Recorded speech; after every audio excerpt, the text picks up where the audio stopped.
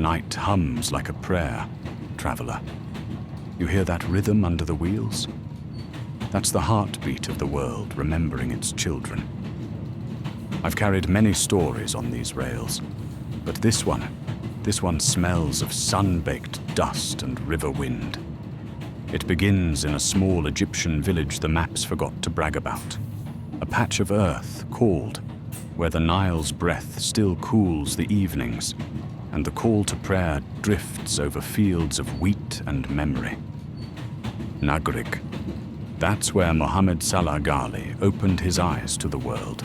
June 15th, 1992. The day was hot, bright, ordinary, and yet the sky itself seemed to pause. Maybe it already knew that this skinny baby would one day make continents hold their breath. Nagrig wasn't rich, not in gold. Its riches were humbler, laughter that survived hard work, bread that stretched when shared, and the patience of people who looked up every dawn and said, Alhamdulillah, thank you for another try. His father, Salah Ghali, was a man of rhythm. Work, prayer, family, repeat. His mother, gentle and sharp as the scent of cardamom, ran the home like a quiet empire. Between them, they built a world where faith sat at the table and hope slept in the next room. Now, life in Nagrig was simple but not easy. The mornings started before sunrise, the roosters crowing like tired prophets. Children fetched water, women baked bread, men bent their backs to the land. And in the middle of it all, a boy with eyes too curious for his age chased shadows across the dirt, a half-deflated football bouncing ahead of him like a promise. They called him Mo, and even as a child, he ran like he was late for destiny. If you walked through Nagrig in the late afternoon back then, you'd hear him before you saw him. The slap of bare feet, the dull thud of a worn ball, the laughter of other boys trying and failing to catch him. The field wasn't really a field, just a rectangle of dirt behind his father's house, bordered by sugarcane and gossip. The goalposts were 2 rocks, sometimes old shoes. But to those boys, it was the World Cup final every single day. Mo's feet were small but clever. He learned early that balance comes from patience, not power. When the older boys pushed him around, he didn't push back. He just dribbled through their legs and made them look foolish. His mother used to scold him for tearing through socks faster than she could mend them. "You'll ruin your feet," she'd sigh. He'd grin, dusty and defiant. "They'll grow stronger, Mama." Every sunset was practice, every scrape a lesson. When the call to prayer floated over the fields, he'd run home, wash quickly, and join his father in the mosque. The men there smiled at him, this restless child who carried both mischief and reverence in his step. After prayers, his father would sometimes walk with him through the quiet streets. The stars came early in Nagrig. They hung low enough to believe you could touch them. "One day, you'll find your own star," his father would say. "But remember, stars only shine for those who look up." By 12, the game had stopped being a pastime. It had become a calling that refused to be ignored. Teachers complained that his mind wandered toward the pitch. His notebooks were filled with tiny drawings of goal posts and numbers of favorite players. Still, he studied because his parents demanded it. "Education is your shield," his mother said. "Football is your sword. A man needs both." The nearest youth club worth anything was in Basyun, some miles away. The problem? The journey. The buses were old, the fares high, the routes unreliable. But Mo's father saw that fire in his son's eyes and decided to help him chase it. At dawn each morning, Mo would leave home in a haze of mist and birdsong.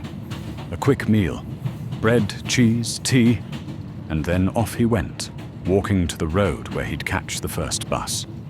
Sometimes it came, sometimes it didn't. When it broke down, he'd hitch a ride on the back of a farmer's truck or simply run the distance. He'd train for hours, sweat soaking through thin cotton, and then make the long trip home. 9 hours on the move every day for 2 hours of football. You can measure faith by how long a man is willing to wait. His friends thought he was crazy. Why waste your time? Nobody from Nagrig makes it. He just smiled. Then someone has to be first. Every journey tests belief, traveler. Around that time, a tragedy struck the youth team. A bus accident took a friend's life. For Mo, it was the first time death stepped close enough to whisper. He didn't talk much after the funeral. He just played harder. For him, he said quietly. For all of us who can't stop now. It was in those months that his coaches began to see what others missed. Not just speed, but hunger, disciplined by humility. He listened more than he spoke. When he failed, he studied why. When he succeeded, he thanked God first, himself last. One day, a scout from El Mokolun SC, Arab Contractors, a professional club in Cairo, came to watch the youths. He noticed the small boy with lightning in his stride and wrote down his name. Weeks later, a letter arrived, an invitation to train in Cairo. It was the biggest news Nagrig had ever heard. His mother cried, proud and scared at once. His father said only, "If you go, go with purpose." Mo packed a small bag, a change of clothes, his worn boots, a Quran folded inside his shirt. Before dawn, he hugged his parents, whispered a prayer, and boarded a bus heading toward the unknown. Cairo hit him like thunder. Noise, crowds, motion without mercy. Cars screamed, vendors shouted, neon lights blinked like restless eyes. For a village boy, it was too much and not enough all at once. But at the club, he found the quiet he knew, the field, green, real grass, white lines, real goals. He stood there the first time and felt the same pulse he'd felt under Nagrig's sunset. Life in the city wasn't easy. He lived in a dorm with 3 other boys, shared meals of rice and beans, stretched every pound until it squeaked. There were nights he couldn't sleep, missing his mother's voice, the smell of baking bread, the slow evenings by the river. He'd whisper verses from memory to calm himself, then fall asleep, clutching his ball like a charm against loneliness. Training was harder than anything he'd known. Coaches demanded more. Discipline, tactics, teamwork. But Mo absorbed it all. He ran drills till his lungs burned, practiced left-foot shots until the grass wore thin. When others rested, he stayed, repeating movements until his body remembered them better than thought. He learned to arrive early, leave late, and keep his mouth shut. He learned that silence can roar louder than arrogance. He learned that prayer before work gives work its meaning. The city began to notice the quiet boy who never stopped running. One afternoon, a senior coach pulled him aside after practice. "Salah," he said, "why do you run so hard when no one's watching?" Mo wiped sweat from his brow and answered softly, "Because the one who gave me legs is always watching." The coach didn't speak for a moment, then nodded. "Keep that fire, boy. The world's full of men who run for praise. You run for purpose." Word of his discipline spread. Older players teased him, called him Sheikh for his faith, machine for his work rate. But when game day came, they wanted him on their side. He wasn't big, but he was brave. He'd chase every lost ball, slide into every tackle, get up smiling no matter how many times he hit the dirt. By 16, he was playing with men twice his age. By 17, he was starting for El Mokhaloun senior team. The journalists wrote tiny articles at first, promising youth from the provinces. He clipped them, folded them neatly, and sent them home. His mother kept everyone, pressed between pages of the Quran like dried flowers. During those years in Cairo, Mo lived mostly on faith and phone calls. He called home every Friday. "How are you, my son?" his mother would ask. "I'm fine," he'd lie, though his stomach growled. "Are they feeding you well?" "I eat enough," he'd say, smiling at the ceiling of his small dorm, a cracked plaster sky above him. Sometimes the team couldn't afford travel stipends. He'd walk miles to training, shoes flapping, pockets empty. When friends offered money, he refused. "Keep it. I'll earn my own." And somehow, he always did. A part-time job here, a small bonus there. God, he believed, never forgets a worker who doesn't quit. He prayed 5 times a day, even when matches made the schedule tight. Once, before kickoff, the adhan rose from a nearby mosque.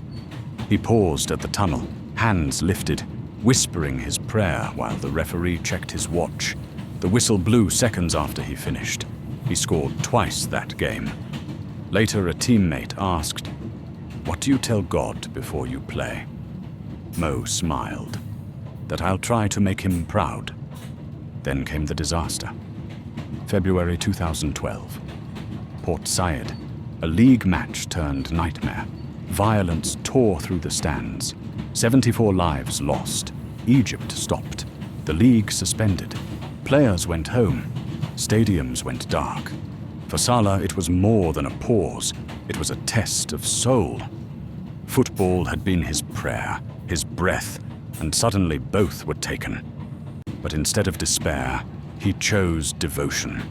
He trained alone on empty fields, running laps around ghosts, whispering verses for the dead. "Let me honor them by not wasting the gift," he prayed. He could have given up. Many did. But destiny, traveler, likes stubborn hearts. One evening, while playing for the national under-23s in a friendly tournament, scouts from FC Basel noticed the wiry winger with the unstoppable legs. They liked what they saw. The invitation came quietly. Just a letter. No fanfare. Try out in Switzerland. Airfare paid. A chance. He showed the letter to his father. The old man read it twice, then looked up, eyes wet with pride. "You've been running toward this for years, Mo. Now run further."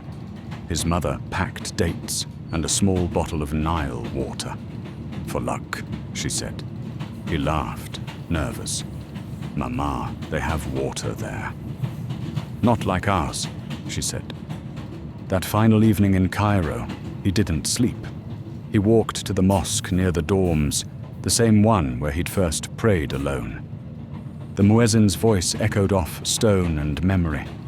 He knelt, forehead on cool marble, whispering gratitude for every blister, every bus ride, every meal he'd skipped. He prayed not for fame, but for steadiness. "Make me worthy of what you've planned." When dawn came, he boarded a plane for the first time in his life. The roar of the engine sounded like applause from angels. He looked out the window as the desert slipped away, palms shrinking to green dots. Egypt grew small beneath the clouds, but it never left his chest. As the plane climbed, he reached into his pocket, unfolded the scrap of paper his mother had given him, verses of protection, and read them again. Then he smiled, a boy on the edge of manhood, flying toward the unknown with only faith as his map. The old train groans now under our feet. The lantern sways, shadows stretch. You see, traveler, every legend has a season of invisibility. The world looks away, and the dreamer keeps moving anyway. That's what he did, kept moving. From barefoot fields to crowded buses, from dusty goals to city lights, from grief to flight, each step was a chapter written in sweat and silence. He didn't know where the tracks led. He just trusted the rails laid by patience. Some say luck found him. I say faith drove him. Luck knocks once. Faith builds the door. And as the whistle moans into the night, I can almost see him still. Thin frame, steady eyes, suitcase small enough for a single dream, walking across the tarmac toward the plane that would carry him into the cold. That's where we leave him for now. The boy from Nagrig, halfway between earth and heaven, about to learn that snow can't freeze fire. Snow, that's the first thing that met him. Traveler. Not the polite kind that kisses the ground and melts away, but the real kind, thick, silent, deciding where the world ends. The boy who'd grown up with the sun pressing on his shoulders suddenly found himself inside winter's fist. He stood outside the airport in Basel, with his thin jacket zipped to his chin, steam lifting from his breath like prayer smoke. The driver holding the club placard looked him up and down. Salah? Mo nodded, smiled, and climbed into the car. Outside, the fields were white, and the sky pale as milk. He pressed his forehead to the glass, whispering, Ya Allah, it's beautiful. But beauty can be lonely. The club gave him a small apartment near the Rhine. One room, a kitchenette, a heater that groaned all night. The walls smelled of fresh paint and emptiness. He unpacked carefully. One Quran, a pair of boots, his mother's paper charm, and a single framed photo of his parents, standing proud in their courtyard. Training began the next morning. The other players joked in Swiss German, fast and musical. He caught maybe one word in 10. But football doesn't need translation. The ball rolled and the rhythm returned. He ran like he'd been starved of running. Coaches watched, teammates whistled. The assistant shouted, Langsamer Salah! Slower. Mo didn't know the word, but understood the gesture. He grinned, breath fogging, and kept going until they laughed. After practice, he'd stay behind, shooting again and again, at an empty net until dusk. The groundsman would shake his head. You'll wear out the grass, boy.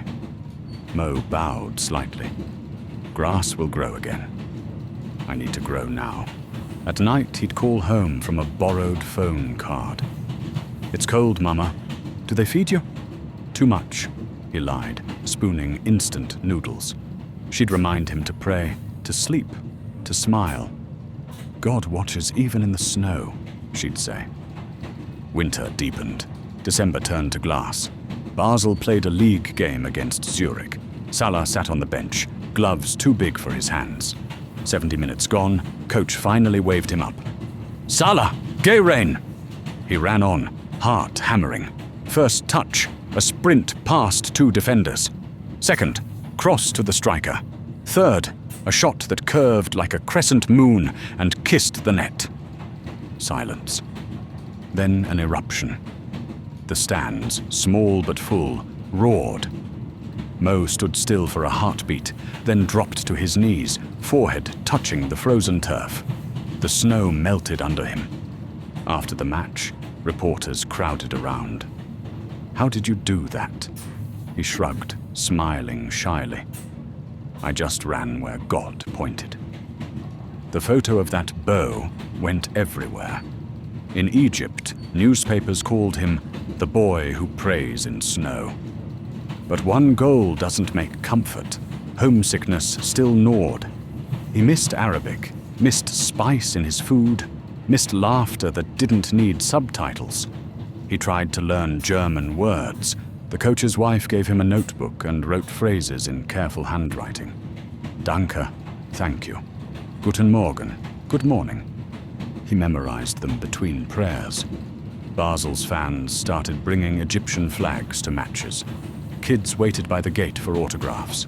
He'd sign each one, saying, "Shukran." They'd reply with smiles. In the locker room, he never bragged. When others argued about pay or fame, he kept polishing his boots. "Why so quiet?" a teammate asked once. He smiled. "Noise doesn't score goals." He scored often now, against Zurich, Luzerne, even Tottenham in Europe. He ran down wings like wind with memory, left defenders stumbling over their pride. Each time he scored, he bowed. The fans began to bow too, half curious, half moved. Stadiums full of people kneeling without knowing why.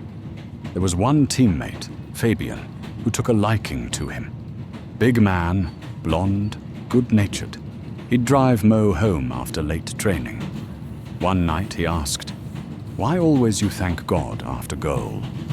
You think he watch football?" Mo laughed. "He watch everything, even us now." Fabian grinned. "Then maybe I should play better." "You should pray better," Mo replied, both laughing till the car steamed up. They became brothers in everything but language. Fabian taught him jokes. Mo taught him patience. On long-away trips they'd sit together, one reading a Bible, the other his Quran. No debate, just quiet respect.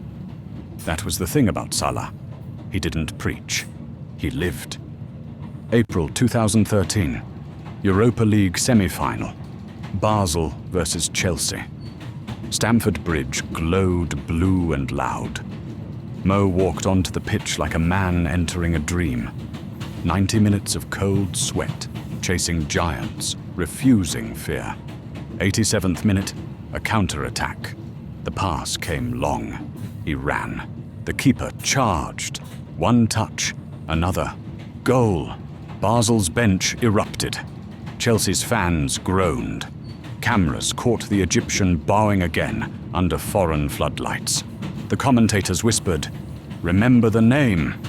Chelsea did. After the return leg, their scouts asked quietly about him. Contract talks began. Basel tried to keep him, but you can't cage a bird born for open skies. Before leaving, he visited the club's janitor, an old man who'd been kind to him when he first arrived.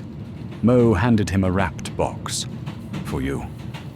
Inside, a pair of new boots, signed, and a note. "You cleaned my shoes when no one knew my name. Now the world knows it, and I still remember you." The old man cried. His final Swiss months were gentle ones. He knew he was leaving. He trained as though saying thank you with every sprint. He visited local mosques, donated quietly to refugees, posed for every fan photo asked. Reporters pressed him for quotes about Chelsea. He only said, "I'll go where the road leads." On his last game for Basel, he scored twice. The crowd sang his name in accents he now understood. After the final whistle, he knelt one last time on Swiss grass, fingers trembling. "Thank you for the cold," he whispered. "It taught me warmth." The train rocks and my lantern flickers again. Sea traveler, I tell you, every journey's got its winter. Some folks curse it, others learn to build fire inside. That's what he did. Basel was his winter, and in that cold he found his heat. Outside, the snow melts into rain. The night softens, ready for dawn. The conductor smiles through the steam on the glass. The whistle shrieks low and long. The lantern flickers gold on iron walls. The train shakes itself awake, dragging us from snow into rain. That's how it was for the boy, too, leaving the stillness of Switzerland for the storm of London. When the letter came, Mo read it twice, heart thumping like a drum under winter layers. Chelsea Football Club. He was going to the Premier League, the mountaintop of every boyhood dream. He called his parents first. His mother gasped. "Ya Allah. London?" "Yes, Mama. You'll be far again." He smiled through the phone. The road's long, but the prayers are longer. London hit him different than Basel ever did. The city was alive in every direction. Cars, people, lights that never blinked. The language buzzed in his ears. Everything smelled of rain and ambition. Chelsea's training ground gleamed like something out of a dream. Perfect grass, endless rooms, gym machines that looked like spaceships. He walked through those halls, his footsteps swallowed by luxury. Big names everywhere. Hazard, Lampard, Terry.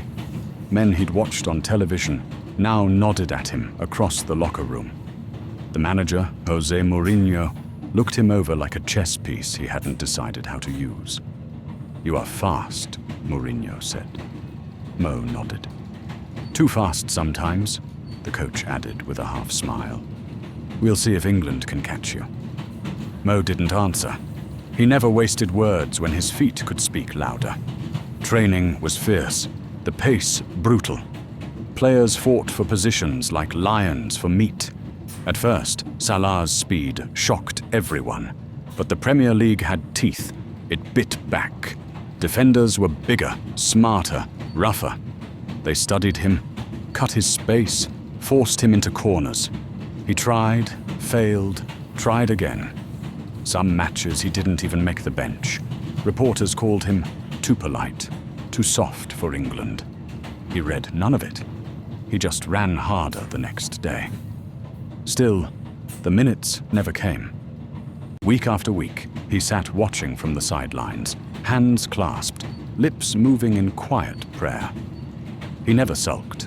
When teammates celebrated wins, he cheered louder than anyone. When they lost, he stayed late, helping clean up cones on the training pitch. But the silence of the bench can be louder than any crowd.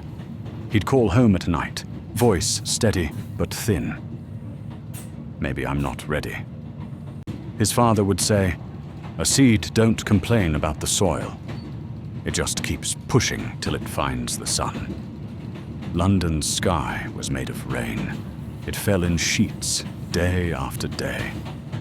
Mo walked to training with his hood up, shoes squeaking, thinking of Nagrig's dry air. He missed the smell of his mother's kitchen, the laughter of the village boys. He missed praying in mosques where the carpets remembered his knees. He found a small mosque near Fulham Road, quiet, tucked between shops. He prayed there daily. The imam, a kind man from Somalia, recognized him after a few weeks. "You're the footballer," he said. Mo smiled. "Just a man who runs." The imam laughed softly. "Then run with purpose." God doesn't waste footsteps. He held on to that. Every morning, he laced his boots and reminded himself, purpose, not praise. By mid-season, reality set in. Mourinho had bigger plans. Salah wasn't part of them. He'd make brief appearances, 10 minutes here, 5 there, but never enough to show his worth. Rumors started. Transfer talk. Criticism. But Mo's response was always the same. Training. He'd stay late after practice, sprinting alone under drizzle, cones laid out like hope. The groundskeeper would call out, "Go home, lad." Mo would wave. Almost done. One night, a teammate passing by asked, "Why keep working when the boss won't play you?" Mo replied, "Because God's watching even when he isn't." Then, almost quietly, a new opportunity knocked. Fiorentina, Italy. A lone move. Temporary, uncertain, but alive with possibility. London had shown him what it meant to wait. Now Italy would show him what it meant to bloom again. He packed the same things he always did. Quran, boots, that photo of his parents. Before leaving, he stopped by the small mosque to thank the imam. The old man placed a hand on his shoulder. "Don't forget, purpose, not praise." "I won't," Mo promised. As the plane lifted off over grey London, he exhaled for the first time in months. Below, the city of rain grew smaller. Ahead, the Mediterranean waited with sun and forgiveness. When he stepped off the plane in Florence, the air smelled of olive oil and history. The club's purple jersey shimmered under the Tuscan light. The fans didn't know him yet, but they'd soon learn. At his first training, the manager watched him fly past defenders, eyes wide. "Madonna," he whispered. "He's a lightning storm." Salah laughed for the first time in a long while. The ball felt friendly again. He played freely, smiling during drills, joking with teammates in broken Italian. One word he learned fast: grazie, thank you. He used it constantly. The first match came quickly: Fiorentina versus Inter Milan. The stadium throbbed. In the 60th minute, the ball found him near the halfway line. He sprinted, weaving between blue shirts, and scored. The crowd erupted. The purple stands became a sea of joy. He bowed again. This time they cheered the bow itself. Florence gave him back what London had taken: joy. He ran with abandon, laughed during warm-ups, hugged fans after goals. The city adored him. Children painted murals of the Pharaoh of Florence. Restaurants named sandwiches after him. He'd walk the cobbled streets, shy smile under a baseball cap, as people waved and shouted, "Salah! Bravo!" He never grew used to the attention. He'd nod, hand over heart. Grazie. One evening, after scoring twice in a derby, he sat outside a cafe sipping mint tea. The waiter asked, "You play for God or for glory?" Mo smiled. "They're the same if you play with honesty." Success travels faster than trains.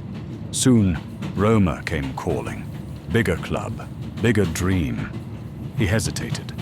Florence had healed him, but he knew the journey doesn't stop at comfort. He thanked the fans, hugged teammates, and boarded another train.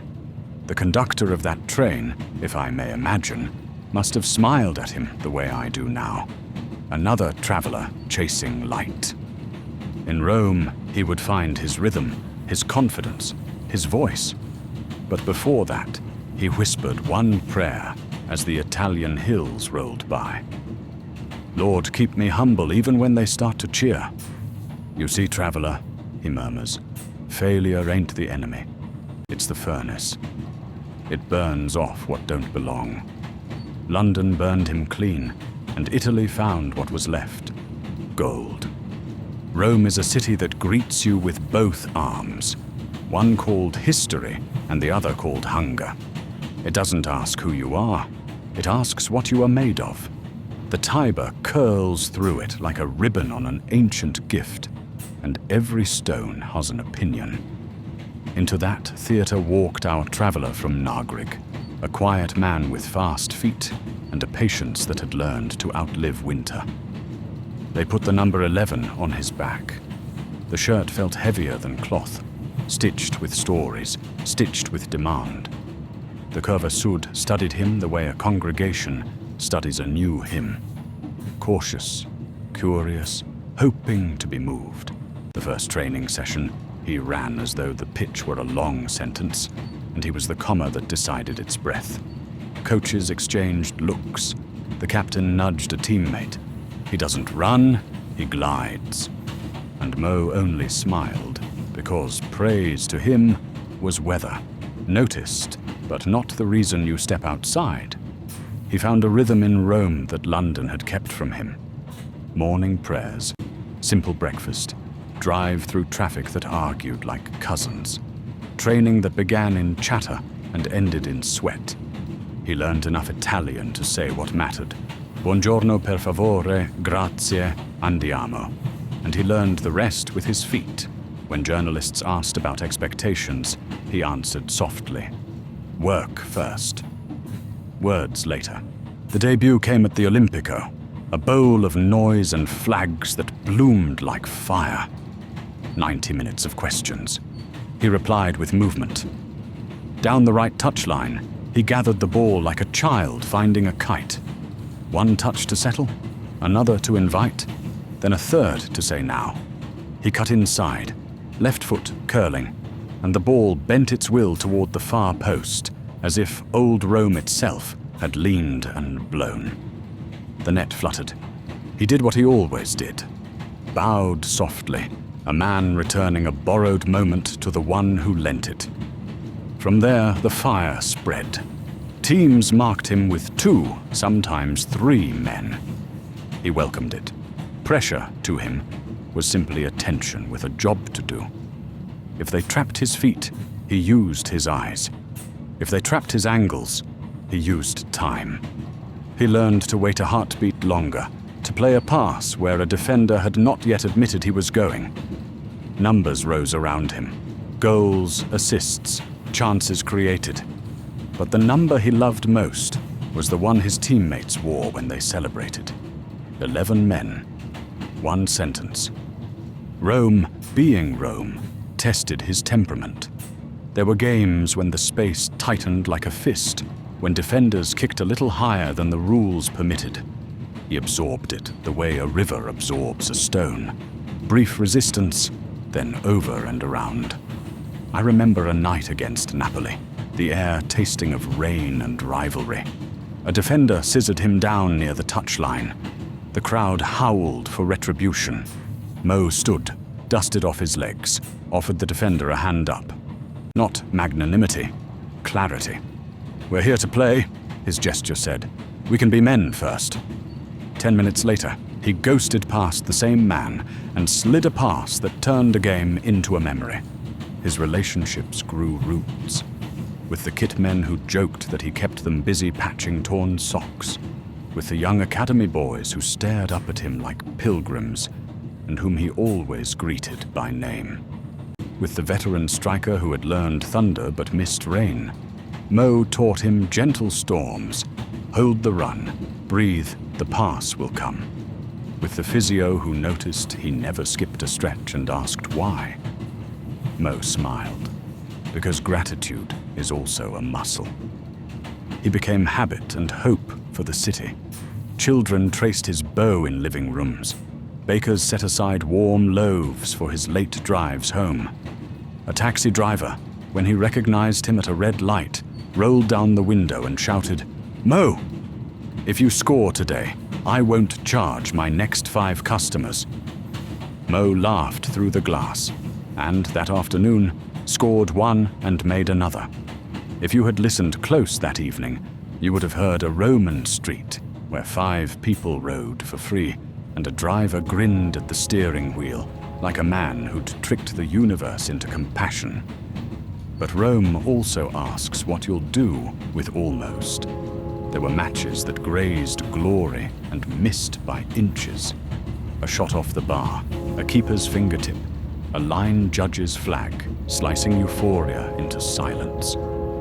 Those nights, Mo walked into the tunnel with a mouth firm as a promise. He carried the ache the way a craftsman carries wood, hefted, measured, meant for reshape. In the video room, he watched each miss like a teacher studying a student he loved too much to lie to. Not self-punishment, self-precision. He learned to speak in interviews with economy. Important thing is the team. We fight together. We go again. Cynics called it media training. The players knew it was marrow. In the locker room, he knocked on wood for luck he didn't believe in, because others did. He tied his boots the same way every time, not because ritual ruled him, but because ritual calmed those around him. He turned pressure into a shared breath. There was a match in the Eternal City that will forever be Rome in miniature. Derby Day. Lazio. The sky a thin blue coin. The whole town held it a simmer. Early on, he sprinted 30 yards to chase down a lost cause, won a throw, and turned to the curva with both palms up. "Give me your sound." They did. The volume swelled until defenders looked over their shoulders like men who could hear a tide rising. He didn't score that day. He didn't need to. He stitched a belief across the pitch like a thread through fabric. His teammates wore it till it looked like courage. At home, Magi built a sanctuary from the noise. Their flat smelled of mint tea and new beginnings. He hung no medals on the walls. On the shelf, family photos, a small framed verse that said, "And whoever is grateful, his gratitude is only for the benefit of his own self." On the table, fruit, always. On the floor, a prayer rug, folded carefully. When he wasn't at training, he was there, or driving to the outskirts to sit with Egyptian families who had made their own long journeys. He'd arrive with bags of sweets for the children, laugh shyly when the mothers insisted he eat more, listen to fathers talk about shifts that never seemed to end. "Be proud," he told them. "You build a country wherever you stand." He returned to Nagrig every chance he had. The village didn't change for him. It changed around him. New paint on the school, cleaner water at the pump, a clinic with lights that didn't stutter. He moved through the streets without entourage, handing out hugs like signatures, listening more than he spoke. When a boy tugged his sleeve and whispered, "Can I be like you?" he knelt so their eyes met and said, "Be better than me. Be you, but honest." On the pitch, his partnership with the playmaker deepened. Eyes met once, and whole paragraphs passed between them. "You see the near post? I see the late run. Then go." Fans watched patterns bloom and only later realized what they had been. Geometry done at sprint speed, kindness expressed as timing. That's the secret of the beautiful game when it's really beautiful. Someone gives up a good shot so a friend can have a perfect one. And the stadium sings a note only generosity can reach. Of course, there were offers, the kinds that make bank accounts blush and agents bulge with adjectives. He listened because listening is respect. Then he went to training on time the next day because commitment is respect too. He had not come to Rome to bargain with his soul. He had come to refine it. When the club asked what he wanted, he answered, "A plan. For me, for the team. Something honest." That word again. Honest. He wore it like shin guards. A winter's night in Turin almost broke him. The champions pressed him into a corner of the pitch for 60 minutes. And when he finally broke free, the keeper turned his shot away with the sort of save that makes you wonder if destiny plays favorites. He stood a moment, hands on hips, gulping cold air. Then he pointed to the badge and clapped toward his teammates as if to say, "I'm still here, so are we." In the 80th minute, he slid a square pass for a tap-in that rescued a point. After, in the mixed zone, someone asked, "Do you feel cursed?" He smiled, only blessed enough to keep trying. By season's end, he was a leader without a megaphone. When a young winger hung his head in training, Mo looped an arm around his shoulders and walked him the length of the pitch, talking about patience, the way a farmer talks about seasons. "You can't harvest the day after you plant," he said. "Water, sun, work. Then one morning, the field surprises you." The next week, that winger scored. In the celebration, he pointed, not to the sky, but to the man who had walked him through the weather. Roma qualified for Europe again. The city turned its fountains into exclamation points. From balconies, people sang names like they were spices falling into a common pot. In the locker room, someone sprayed water. Someone else tried to balance a trophy on a chair, and Mo, he hugged the kit man first. He called his mother last. "We did well," he said. She answered with the question only mothers ask. "Are you eating enough?" When summer arrived, so did a coach with a laugh you could hear over a hurricane.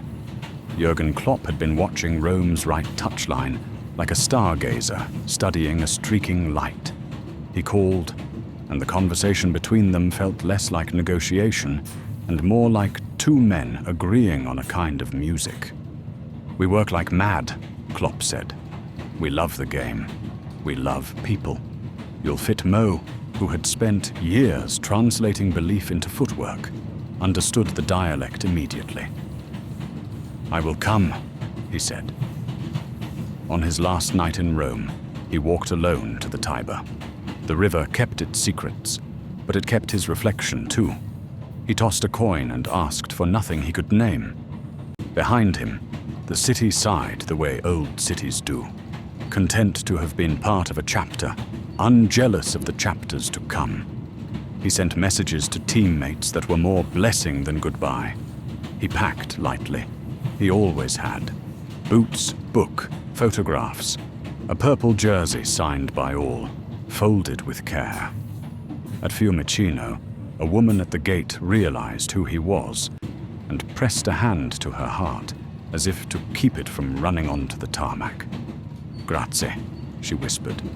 He nodded, a little embarrassed by gratitude he felt he hadn't earned. But he had, traveler. Not by the goals, though there were many. Not by the speed, though it could turn a defender to vapor. He earned it by staying human while the world kept trying to make him a statue. He boarded his plane, looked down at Rome one last time, and smiled. Not farewell, thank you. Not conquest, pilgrimage. The cabin door closed, the engines gathered themselves, and the runway moved like tape beneath an editor's careful hand. Up they went, through cloud and chance, heading for a place where the rain sings and the scarves lift, and the anthem says exactly what he had lived since Nagrig. You'll never walk alone. The train under us eases, takes a curve that knows the way by memory. I tap the lantern so its flame stands taller. Hear that, I say. How the rails begin to ring different. That's Merseyside calling, a shoreline that keeps time with drums and devotion. Rome gave him fire. England, this time, will give him fellowship.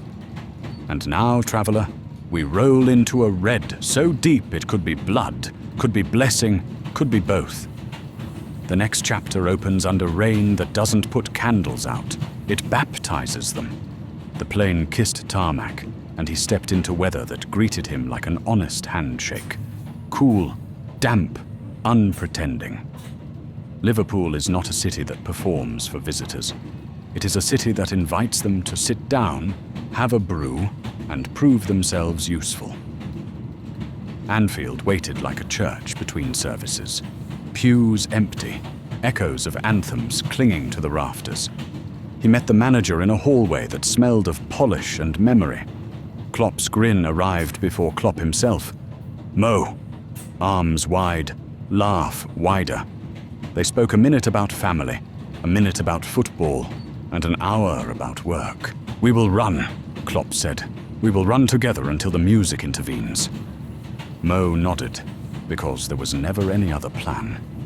First team meeting, he sat near the back, listening. The captain spoke about standards like a man setting a table for guests he respected. A young fullback kept glancing at him, then looked away when their eyes met, as if staring at a comet too long might cause blindness.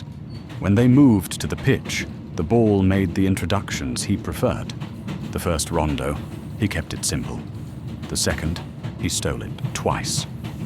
By the third, laughter joined the rustle of grass, the laughter of men who recognized a brother they hadn't yet had time to love. The kit man brought him the red shirt. It was heavier than Rome's, not in material, but in consequence. On the back, 11 again. On the chest, a crest that had watched men fail and flourish for generations. He pressed the fabric between his fingers the way one tests an orange at a market, feeling for ripeness. Ready? He said to no one. Debut day. Rain like a veil. The cop a red hillside. The song rose before kickoff as it always does, an oath dressed as melody. He closed his eyes. Walk on, through the wind. He had walked through wind before. Walk on through the rain. He had learned to be waterproof. The whistle. The world narrowed to a blade of grass and possibilities. He scored, because of course he did. Far post tap-in, born from a sprint no camera could fully measure. He jogged to the corner flag, lifted his arms, and the roar ran through him like electricity through a wire that had waited years to be useful. And then the bow, again. The cop saw it, and, without instruction, many bowed back. Not religion, recognition. A posture of gratitude in a place that knows the cost of joy. From that day, he fitted like a well-made hinge. The front three learned each other's footsteps better than their own. One ran wide, one ran deep. Mo cut inside and turned inevitability into art. Defenders had to pick a poison and found that all was sweet for reds and bitter for blues.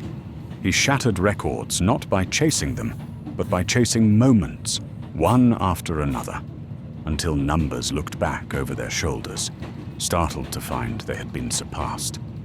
But records, like rain, come and go. What stayed was the way he wore attention. After games, he signed until the hands in front of him belonged to stewards, shooing the last fans out. In supermarkets, he posed with pensioners and let toddlers pull his curls without flinching. In the training ground canteen, he thanked the cook by name, asked after her grandson's exams, and ate whatever was set before him, as if fortune were a soup best received humbly. There were tests, too. Dry spells when the net grew small as a thimble. Headlines that mistook patience for decline. He did what he had always done. Arrived early, stayed late, whispered his gratitude into the quiet corners where faith goes to keep its hands warm. He trained his right foot like a soldier trains his offhand. He timed back-post runs until a metronome would have asked him for guidance. And when the goals returned, as they often do to those who work rather than wish, he said nothing clever, just smiled and clapped the pass. European nights sharpened him like a whetstone. The anthem, the flags, the floodlights, making every blade of grass a tiny mirror. He scored in Rome wearing red and didn't celebrate, palms open in apology to a city that had been kind. He scored against the champions. He scored from angles that made geometry send a polite letter of protest. And when he fell in Kiev with the shoulder gone wrong, when tears threatened to drown months of work, he swallowed pain, how a man swallows a truth he cannot change. He walked down a tunnel and into prayer, into rehab, into the long hallway, where resilience puts one foot in front of the other, without looking at the calendar. He came back, because that was the only verb he had ever kept. Came back to win what had slipped, to lift what had been dropped, to finish the sentences that injury had left hanging in midair. In Madrid, under a moon that minded its business, he struck from the spot with the certainty of a man who had rehearsed peace more than power. He lifted the cup with teammates who had become brothers and pointed upward before pointing outward, because gratitude and generosity had always been twin habits. In the city, murals appeared, one outside a bakery, another under a bridge where kids kicked cans into makeshift goals. The art wasn't about celebrity. It was about seeing yourself in a mirror and finding kindness looking back. Anfield staff said match days were easier because he made them easy. Stewards said crowds were gentler because he made gentleness fashionable. Somewhere, a study would whisper that hate had decreased because love had been televised in boots. He didn't read studies. He read faces. And when they were softer, he felt his work had been right-sized. He kept going. Seasons turned like pages that couldn't decide if they were poetry or prose. He learned leadership's quiet edges, when to ask for the ball and when to give it, when to speak and when to put a hand on a shoulder and simply stay. He argued with himself more than with others. He forgave himself slower than he forgave them. He asked for better from everyone by asking for best from himself in front of them. At Melwood and then Kirkby, the academy boys found excuses to bump into him. He left his door open. "Come," he would say, before they had the courage to knock. "Sit." He told them about buses in Egypt, and noodles in Basel, and benches in London that felt like confessionals.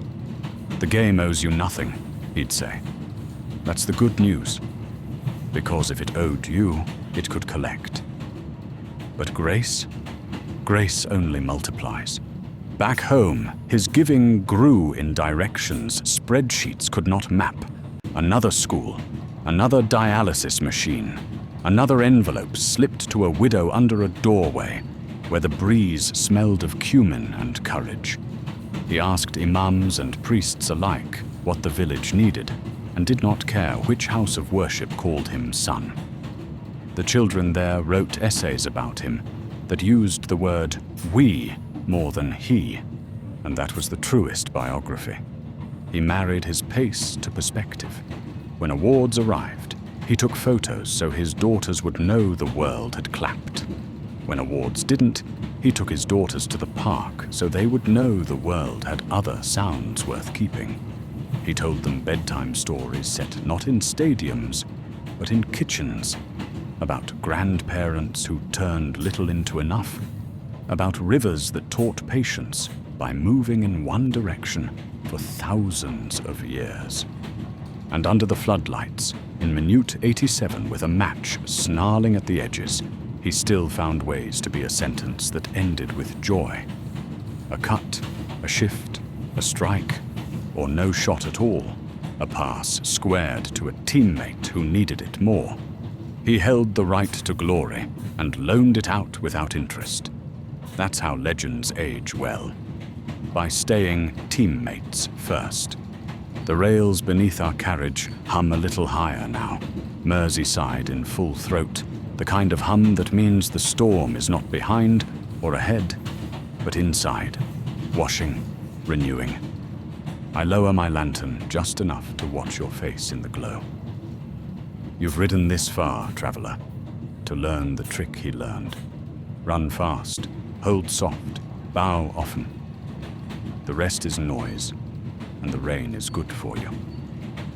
We'll keep on if you like, through the last turns of the track, through giving back made habit, through a legacy that sits without boasting, through an epilogue where the whistle is more lullaby than warning.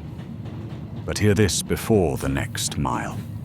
He did not become a king because someone said he was. He became one because when given a crown, he looked for someone to carry with him under its shade. After the stadium empties, traveler, there's a kind of silence you can taste. Not lonely, just clean. The lights cool, the air carries the smell of grass and gratitude, and somewhere a single door creaks open. That's the sound of Mo Salah going home. He lives close enough to hear the river on windy nights. The house isn't enormous, though it could be. It's wide, filled with sunlight, and never still. The laughter of children slides down its hallways like a song that refuses to end. Inside those walls, the man who conquers continents turns into what he was before all the noise. A son, a husband, a father, a servant of faith. He rises before dawn as he always has. No alarm, just instinct, the same clock that woke him in Nagrig all those years ago. He washes, lays the prayer rug in the quiet living room, and faces the direction of home. Not Egypt, not England, but the heart of faith itself. Outside, the sky is the color of fresh steel. Inside, he whispers verses older than time. His wife, Maggie, moves softly in the kitchen. The kettle hums, the smell of mint and tea leaves fills the air. When the prayer ends, he folds the rug neatly, smiles, and joins her. Good morning, he says. Good morning, King, she teases. He shakes his head. There is no king in this house. Only servants trying to do right. They eat simply. Bread, olives, honey, tea. Their daughters tumble in, bright as dawn itself. Maka, all energy and laughter, climbs onto his lap and announces that her teacher says she runs faster than anyone in class. Kayan, younger, curls against her mother's arm and steals honey with a spoon too big for her hand. Mo laughs, eyes full of the kind of wealth that can't be spent. Do you miss Egypt? Magi asks. Every day, he answers, but home is wherever you and they are. After breakfast, he drives to training. The streets of Liverpool know his car, but still act surprised when it passes. Children wave.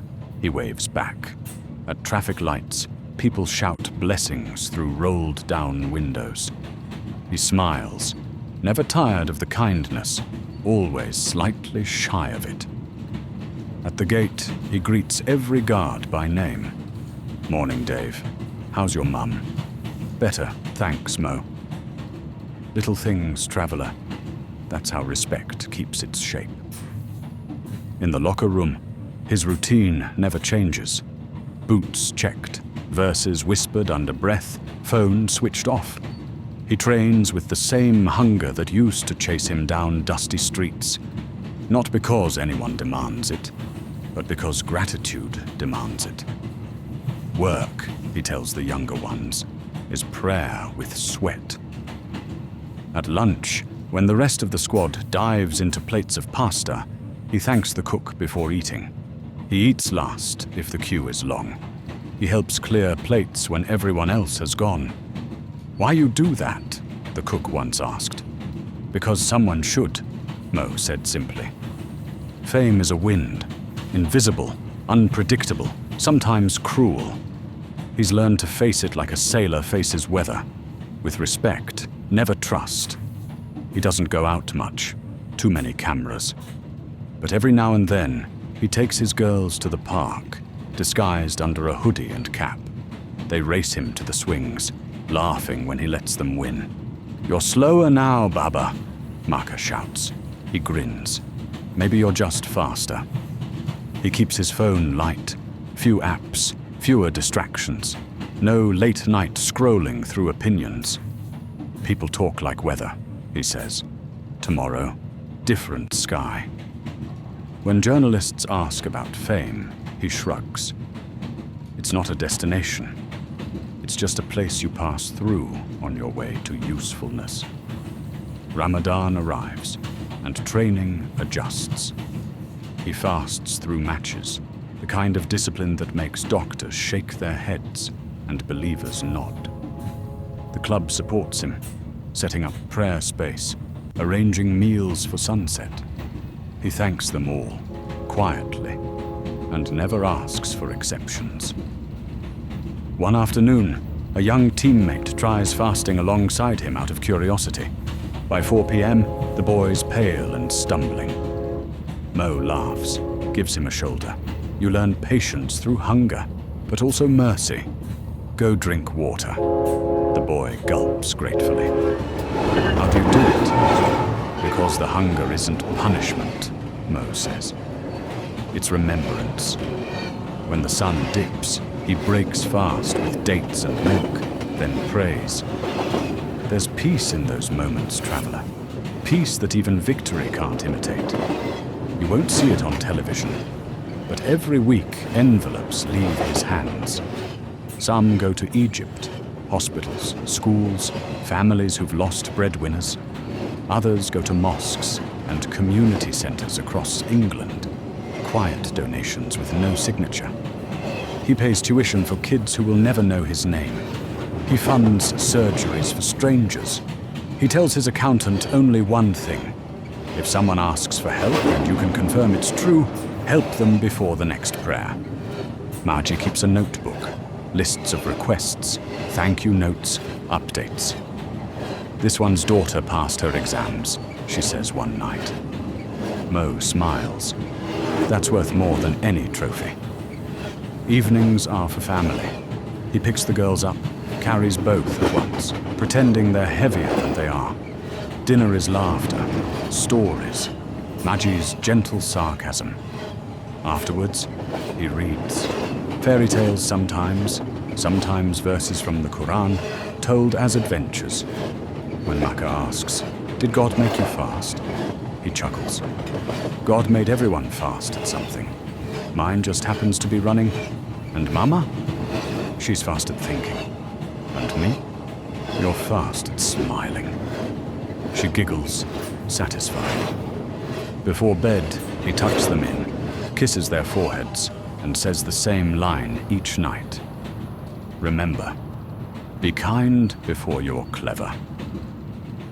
When the house falls quiet, he prays again. No cameras, no lights, just the steady breath of a man reviewing his day in the only mirror that matters. Forgive me if I was proud, he whispers. Make me useful tomorrow. He sits for a while afterwards, thinking of Nagrig, the dust, the laughter, the boy he used to be. He pictures the field behind his father's house. In his mind, he can still hear the shouts, the rhythm of bare feet, the dream whispering from the horizon. Run. And even now, after all these years, after gold and glory, he still runs. Not away from who he was, but toward who he's meant to be. The train hums lower now, traveler. The lantern light glows steady. That, I say, is faith made visible. Not the noise, not the gestures, the consistency. He prayed with his feet when he was poor. He prays with his choices now that he's known. Outside, the night opens into fields again. Simple, honest, infinite. You know, traveler, there's a point in every journey where the map folds inward. You've gone as far as you dreamed of going, and the only honest direction left is back home. That's where the story of Mo Salah's giving begins, in the turn toward the place that first gave to him. Every summer, the jet engines cool on Egyptian tarmac, and the news spreads like dawn. Salah's home. No parade, no fanfare. Just a crowd at the edge of the road, sandals kicking up dust, children shouting his name as if it were a blessing. He steps down with the same grin he wore at 17, shoulders loose, sunglasses hiding eyes that always missed at the first smell of the fields. His father meets him with a hug that lasts longer than words. His mother stands behind, half scolding, half praying thanks under her breath. He walks straight to the mosque, kisses the threshold, and prays a prayer that sounds like gratitude, learning new verses. The village has changed. There's a paved road now, a clinic where the old field used to be, a school with his name above the gate. But the rhythm, the real Nagrig rhythm, remains. Kids still chase a ball through dust. Women still gossip from balconies. Men still laugh too loud in tea houses. And when they see him, they don't see a millionaire. They see the barefoot boy who ran until he reached tomorrow. He didn't come home to collect applause. He came to build electricity, literally. His first gift was a generator for the mosque, so the lights would never go out during prayer. Then came the water treatment plant, then the girls' school, then scholarships, a youth center, a new ambulance. When locals tried to name the buildings after him, he refused. Name them for the people who will use them, he said. I'm just paying rent on my blessings. He funds the weddings of couples who can't afford ceremony, buys land for a football academy, pays for medical treatments in nearby towns. He keeps no list. His mother keeps the records, handwritten in a notebook, whose pages smell faintly of rose water and humility. The giving didn't stop at Egypt's border. He donated to hospitals in Liverpool during the pandemic, to shelters for the homeless, to causes that fed people who didn't know his name and might never chant it. When the world shook under war or earthquake, he moved quietly, sending money where it could rebuild a roof, feed a child, calm a mother's heartbeat. "Charity," he said once, "isn't what you give. It's how much of yourself you're willing to share." He rarely talks about it. Reporters dig for stories, but those who know him close their lips and smile. Ask him about football, they say. His generosity belongs to God. The nickname Egyptian King started as a chant, a roar echoing through English stadiums. But in Egypt, it took on a softer tone. He became the son who made the world look their way, with pride instead of pity. Taxi drivers argued over who'd driven his father once. Shopkeepers displayed his photo not to sell more bread, but to remember what belief looks like when it grows legs. He gave the country a mirror that reflected possibility, not a prince in exile, not a rebel in chains, just a man of faith who ran very fast and never stopped being decent. One journalist wrote, "He changed how we talk about success. He made humility fashionable." Maybe that's his greatest trophy. You want to know his secret? It's in the small things. He answers letters from kids, sends birthday videos to fans he's never met, pays for a family's visa when tragedy strikes abroad. Once, on his way home from training, he saw a homeless man being harassed by a group of boys. Mo pulled over, stepped out, spoke calmly, and waited until the boys left. He gave the man money, then arranged for him to get housing help. No cameras. Only later did the CCTV footage leak, and even then, he refused to comment. That's how he moves, like kindness in work clothes. He tells his daughters that giving is a kind of sport. You train your heart, he says, by using it. Maka once asked if she could give away her toys. He smiled. Choose the ones you love most. That's where giving starts to mean something. She returned later with her favorite doll in her hands. "For the little girl who lives by the bakery," she said. He lifted her high. "You'll be faster than me yet." There's a ripple to goodness, traveler. When he bowed after scoring, some fans began to research what that meant. When they learned, they respected it. Hatred softened. Curiosity turned to tolerance. Academics wrote papers about the Salah effect, how visibility and dignity can change how people see a faith. He never mentioned it publicly, but those who knew him saw the quiet pride in his eyes, not for himself, but for a world that, even briefly, had remembered how to be kind. Every visit to Nagrig ends the same way. He walks to the old dirt patch where his first games were played. The posts are crooked, the ground uneven, but the magic is untouched. The children gather as soon as they see him. He lets them swarm, taking turns chasing the ball, shouting over one another. "Show me your left foot," he calls. A boy strikes and misses by a yard. Mo claps anyway. "Better than I was at your age." When the sun dips, he gathers them around. "Dreams," he tells them, "don't grow in comfort. They grow in effort. Keep running, and one day, someone else will be standing here telling your story." Then he bows his head, prays for them, and walks home through the same alleys that once carried his own small footsteps toward tomorrow. There's a point in every legend, traveler, when the noise learns its own echo and starts to fade into something gentler. That's where we find him now, a man still playing, still scoring, but living with a kind of peace that wins more quietly than trophies ever could. At Melwood, then Kirkby, they say you can tell the day's temperature by the pace of his jog. If he moves easy, the weather will be kind. He greets the kit men first, shakes every hand. The younger players call him captain without the armband. When practice ends, he gathers the stray balls, laughing at himself.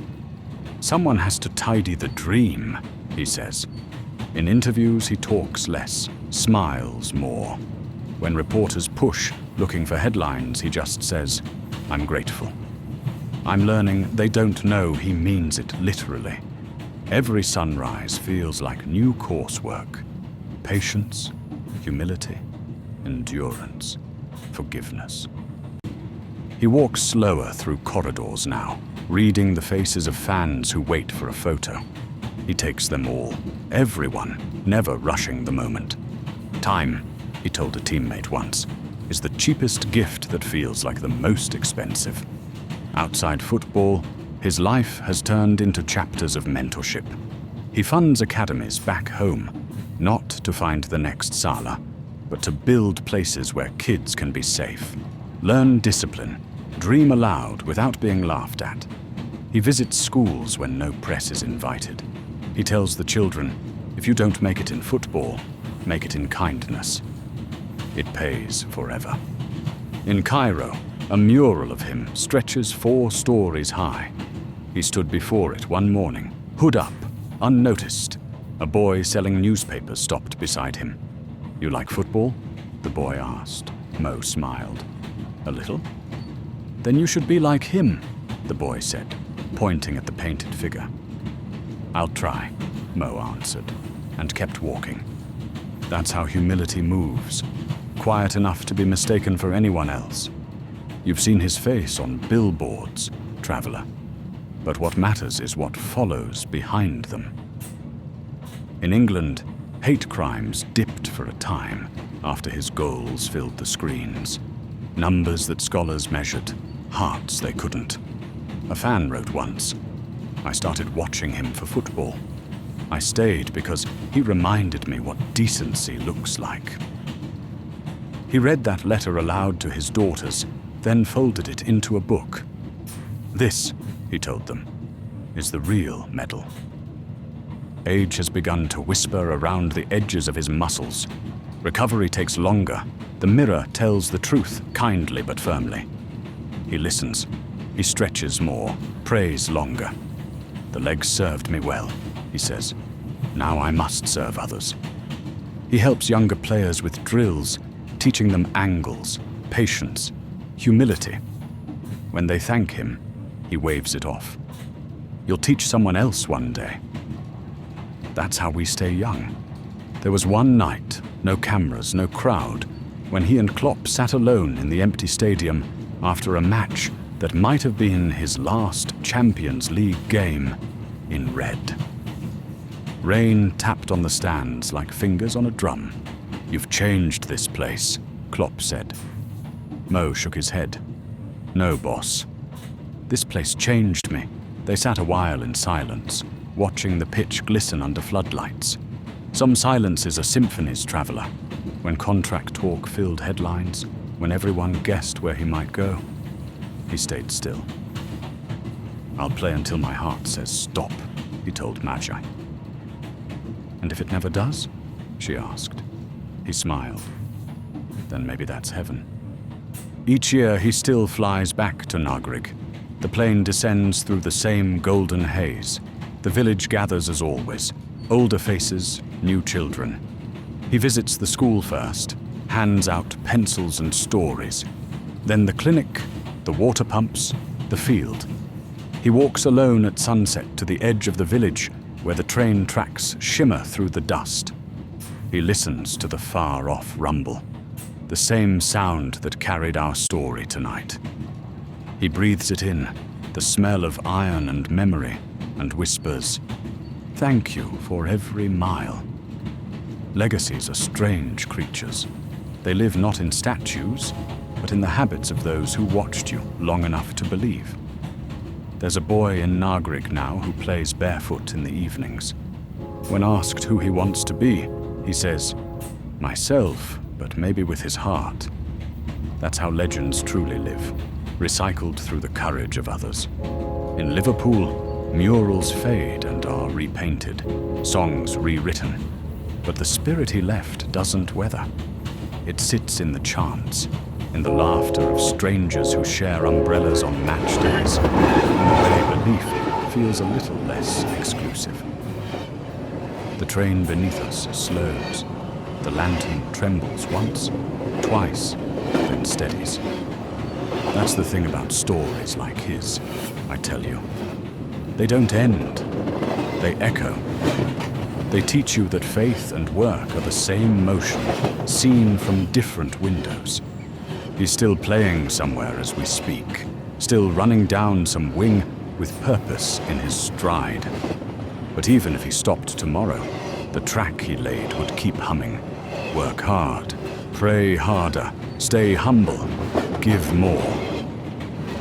Outside the window, dawn comes pale and honest. The rails sing soft. End of the line, traveler, I whisper. But remember, the rails keep going, even when we step off.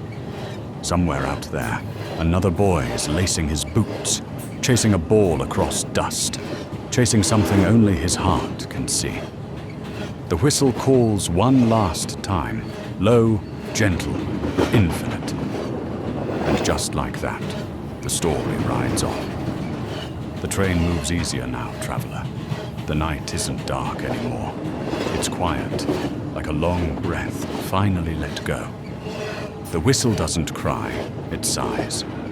We've been through deserts, snow, cities and storms. And here at the edge of dawn, all that's left is reflection. You see, the thing about Mo Salah is that he never really arrived anywhere. Every goal, every stadium, every applause, he treated it like another station. He'd step off, stretch his legs, look around, whisper a prayer, and get back on board. Because the real journey wasn't to fame, it was to faith. He's still running, of course, still chasing that ball across green seas of grass. But his steps have changed. They're measured now, heavy with gratitude. He knows how rare it is to live a dream and still belong to yourself. There's a moment that happens when a man's success outgrows his name. You can see it on the faces of fans waiting outside Anfield after every match. They don't just see a footballer, they see a story of possibility, of faith, of the way humble beginnings can stretch across oceans. Mo knows this. That's why he never walks past anyone too fast. Why he always stops for a photo, a handshake, a word of thanks. Because grace, traveler, has weight. You carry it carefully, or it crushes you. He carries it lightly. Always has. When his team loses, he's the first to shake the opponent's hand. When he wins, he looks to the sky before looking to the camera. That small bow, one motion, one moment, has become a kind of prayer that millions recognize but few truly understand. It's not a celebration. It's a confession. It says, I am nothing without the one who gave me everything. In the evenings, when the girls have gone to bed and the house hums low, he sometimes sits outside under the English rain. The streetlights shine like small moons. He thinks of time, how fast it runs, how strange it feels to watch your younger self become history. He's seen teammates retire, watched coaches move on, seen stadiums rebuild themselves brick by brick, and he smiles because he knows he's just a traveler too. I used to run for trophies, he said once. Now I run for joy. It's the kind of wisdom that only comes after you've outrun your shadow. When people speak of him in the future, they'll mention the goals. Of course they will.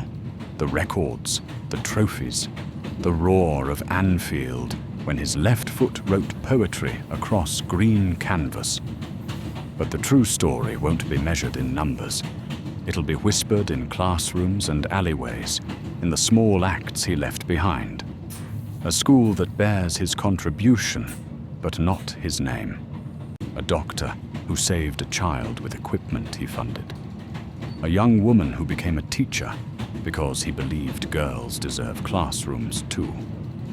A village that lights up at night because a boy once dreamed big enough for everyone. That's the real score, traveler. Those are the goals that stay scored. Once, during a quiet visit to Egypt, he found an old football half buried behind the mosque. He brushed off the dust, laughed, and kicked it once. It bounced awkwardly, then rolled toward a group of boys playing nearby. They recognized him instantly, of course. One of them ran to return the ball, but he waved him off. "Keep it," he said. They stared, wide-eyed. "For us?" "For everyone," he answered. He watched them play until the sky turned gold. The sound of their laughter rose like music he'd forgotten he knew the tune to. He closed his eyes and heard the echo of his own youth. Bare feet, dust, a smaller dream running through bigger fields. Sometimes the circle doesn't close, it just becomes wide enough to include more people. The title Egyptian king will follow him forever. But it was never about crowns or applause. He earned it, not by ruling, but by serving. Not by shouting, but by showing. Not by demanding loyalty, but by giving love. He reminds the world that greatness without goodness is empty. That being the best is only worth something if it makes others believe they can be better. And that humility, the quiet kind that doesn't need to be seen, isn't weakness at all. It's the loudest kind of strength. You know, traveler, stories like this aren't told just to fill the night. They're lanterns for whoever's walking their own dark road. Maybe you've got your own Nagrig. Somewhere small, somewhere humble, somewhere people told you nothing big could grow. But listen close. The tracks you need are already beneath you. You just have to start walking, or running, or believing, because the lesson Mo Salah left us is simple enough to fit in a whisper. Work hard, pray often, stay kind. And when the world gets loud, bow your head and remember who carried you this far. He watched them play until the sky turned gold. The sound of their laughter rose like music he'd forgotten he knew the tune to. He closed his eyes and heard the echo of his own youth. Bare feet, dust, a smaller dream running through bigger fields. Sometimes the circle doesn't close. It just becomes wide enough to include more people. The title Egyptian king will follow him forever. But it was never about crowns or applause. He earned it not by ruling, but by serving. Not by shouting, but by showing. Not by demanding loyalty, but by giving love. He reminds the world that greatness without goodness is empty. That being the best is only worth something if it makes others believe they can be better. And that humility, the quiet kind that doesn't need to be seen, isn't weakness at all. It's the loudest kind of strength. You know, traveler, stories like this aren't told just to fill the night. They're lanterns for whoever's walking their own dark road. Maybe you've got your own Nagrig, somewhere small, somewhere humble, somewhere people told you nothing big could grow. But listen close. The tracks you need are already beneath you. You just have to start walking, or running, or believing. Because the lesson Mo Salah left us is simple enough to fit in a whisper. Work hard, pray often, stay kind, and when the world gets loud, bow your head and remember who carried you this far. The rails begin to slow. The whistle hums one last time. I look out at the horizon, pink and gold now, and smile at the thought of all the stories still waiting to be told. End of the line, traveler, I say softly, but don't mistake ending for silence. Every mile we've ridden tonight, someone else is starting to walk. The lantern flickers once, twice, then steadies. Dreams don't get old, I whisper. They just need someone new to chase them. Outside, the sky opens wide. The first sunlight slides over the rails, and somewhere, far away, a ball rolls across dust again. And that's how the story goes on. The rails begin to slow. The whistle hums one last time. I look out at the horizon, pink and gold now, and smile at the thought of all the stories still waiting to be told. End of the line, traveler, I say softly, but don't mistake ending for silence. Every mile we've ridden tonight, someone else is starting to walk. The lantern flickers once, twice, then steadies. Dreams don't get old, I whisper. They just need someone new to chase them. Outside, the sky opens wide. The first sunlight slides over the rails, and somewhere, far away, a ball rolls across dust again. And that's how the story goes on.